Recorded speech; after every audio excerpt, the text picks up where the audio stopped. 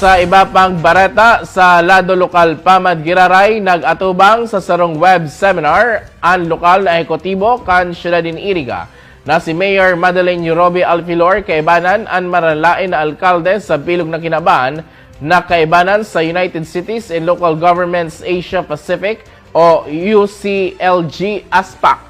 Sa makaduwang pagkakataon, nagkaigwan ng tsansa na may istorya kan alkaldesa ang mga good practices kan siyudad din Iriga tanganing malabanan asin man mapatinir na COVID-19 free ang siyudad kan Iriga. Sa lado man kan ibang mga alkalde sa Asia Pasipiko, pigsabi man kan mga ini ang sa indang mga lakdang tanganig malabanan ang COVID-19.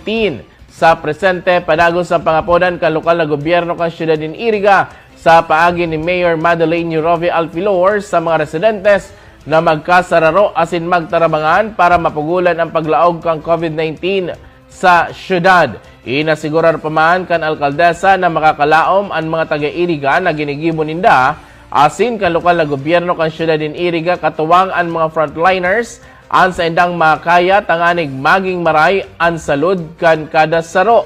Nagpatanid man si Mayor Madel Alfilor sa mga matatagas an payo na sasangatan ng kaso ni Sayman na madadakop na nagbabalgar sa enhanced community quarantine na pinapasunod kan gobyerno nasyonal. Dagdag pa kan opisyal na para man sa karahayan ang sa indang ginigibo kung kaya hagad kani ang tabang kan lambang saro para malabanan ang COVID-19. Si Mayor Madel Yurobi Alfilor ang presenting treasurer kang United Cities and Local Governments Asia Pacific o UCLG ASPAC.